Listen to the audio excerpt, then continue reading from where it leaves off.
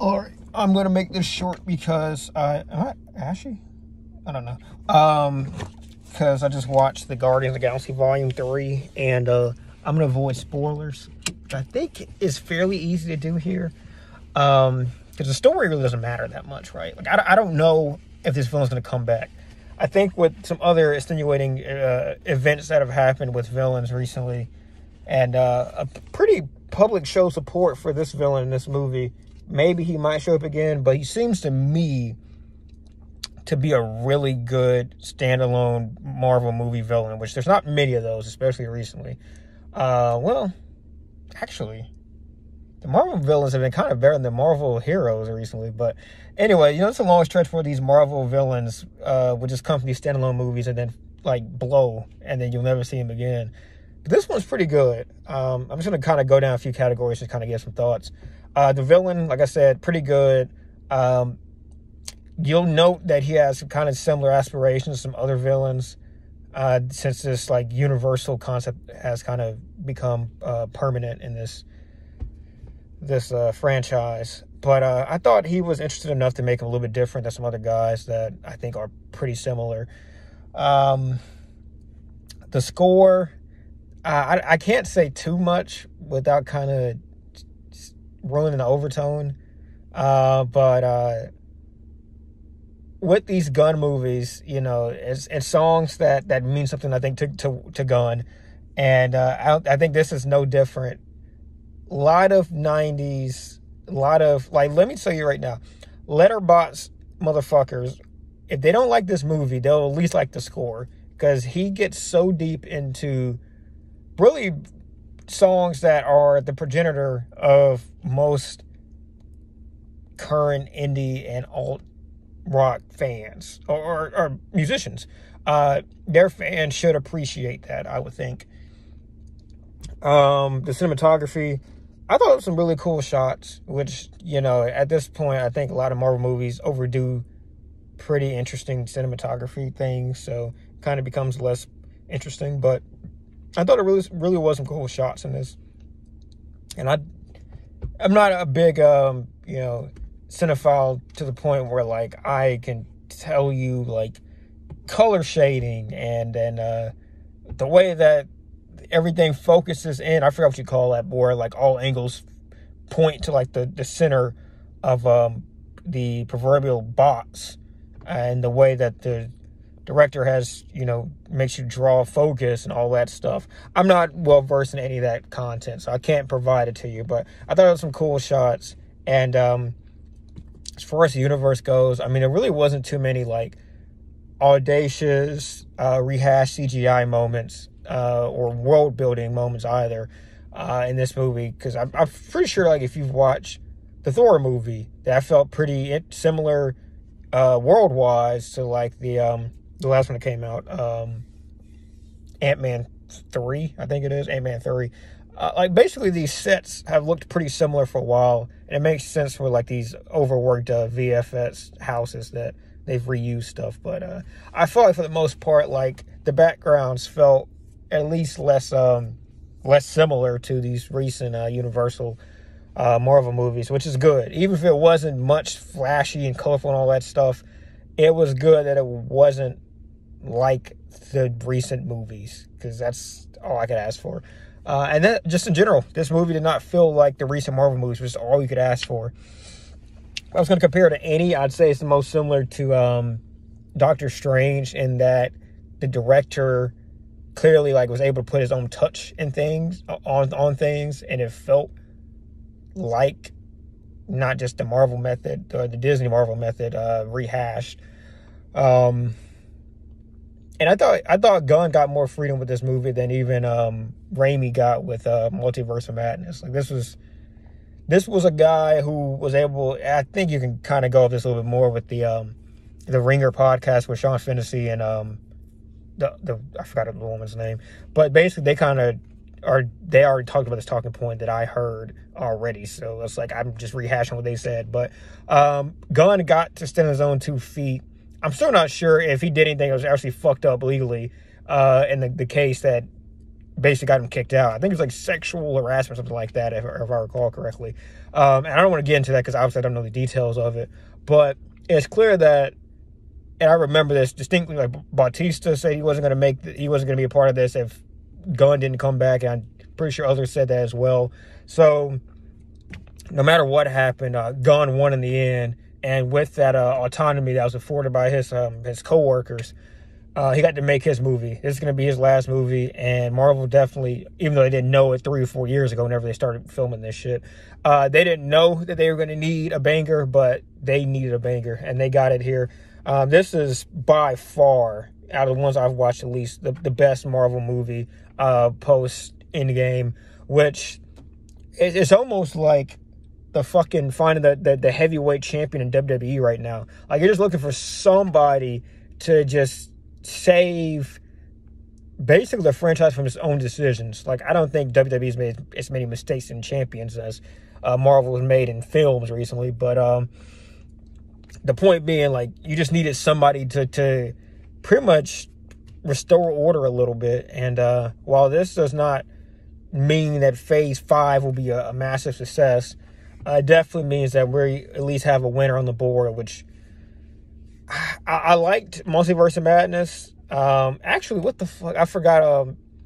No Way Home came out after. And listen, I like No Way Home. I know it's just a cameo fest. It wasn't like the fucking like best plot or whatever, but like I may have to actually rethink that. I don't know if this is better than No Way Home. It's really good. Like, it's the best not cameo ass movie that's come since, like, it's his own movie.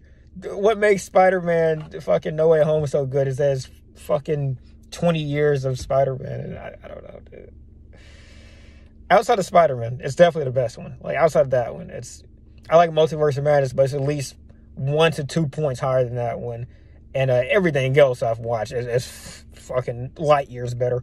I would say watch this no matter who you are. If you wanted to watch, like, the Marvel type of movie that was, like, fun and actually enjoyable, it kind of made you, even as, like, maybe a fucking cinephile, at least be able to stand Marvel movies. Stand as S-T-A-N-D. This is good for you. If you're actually, like, a Marvel fan, then this is the best you'll have had in quite a while. And if you just wanted to, like, kind of just catch the knife as it's almost at its rock bottom, its floor, it has to go up from here, because it can't be any worse than some of the shit I've seen previously. And I think this may be a turn in the card. I mean, I don't know if we're any closer to like, I've basically been saying that Marvel needs to get to the fucking point for a while. And I don't know if we're there yet, because they have, I think the first Kang movie is supposed to come out in 2024, and then the second one came out in 2025. Let me know if I'm wrong there, but we still have, I think, quite a few Marvel films to come out until then. At least 2, I think. And then we have The Secret Invasion, which, again, I learned this from the Ringer movie podcast. I think it's called The Big Something. They don't have that many shows anymore, which I didn't know that, because I never watched, like, I watched the Falcon one. That's the last one I watched, which was like 3 years ago now, I think.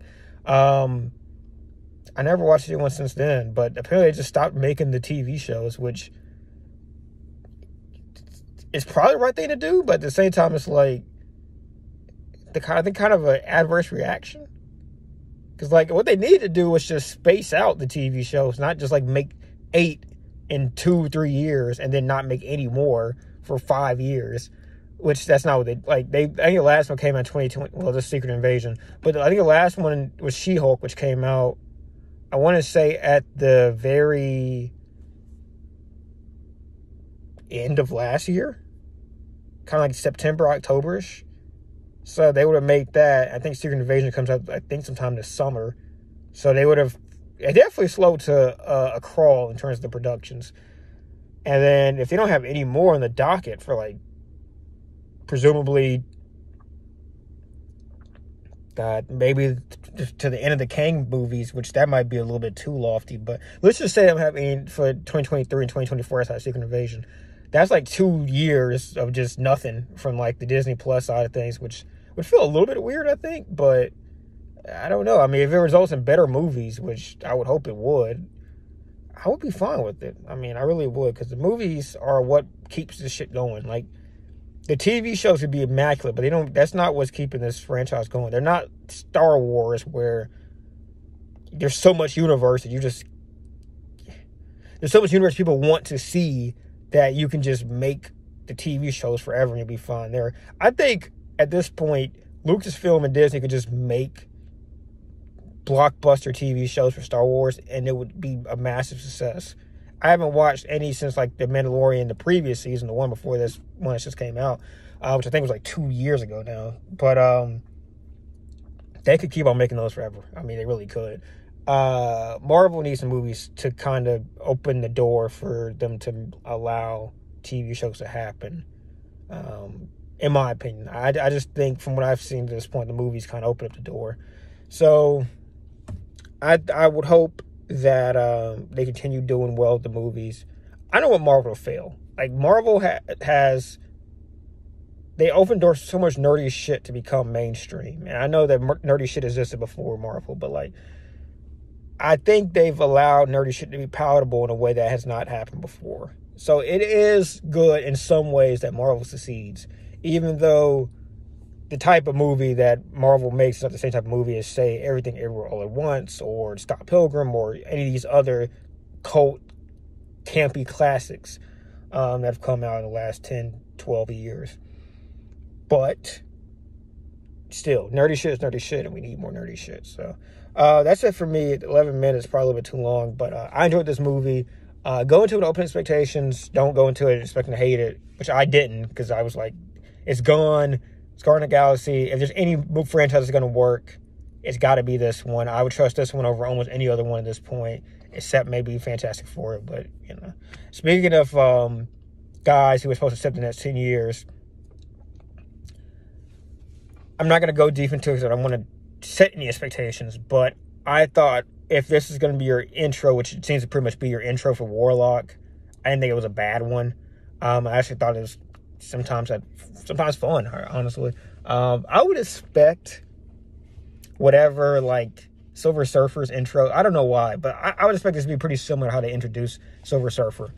I don't know why. I just kind of expect that to be the case. I don't know. I don't expect it to be like a full like origin movie, you know. That's just not how I think it'll go, but I could be wrong, because, I mean, Silver Surfer deserves everything, you know. I thought Warlock did, too, but Warlock is a little bit more, like, niche than Silver Surfer, right? Like, Silver Surfer, maybe due to the pretty much the fact that the Fantastic Four is, like, one of the few, like, Marvel franchises that really transcend in culture. Silver Surfer is definitely a bigger name than Adam Warlock, but, like, with what Marvel is trying to do in the next, like, 5 years, he's very interconnected to some of this stuff. I don't know, but I liked Warlock a little bit, a lot more than I thought I would when I first seen him. When I first seen him, I was like, what the fuck? But it worked for me a little bit. So, all right, that's it. Peace.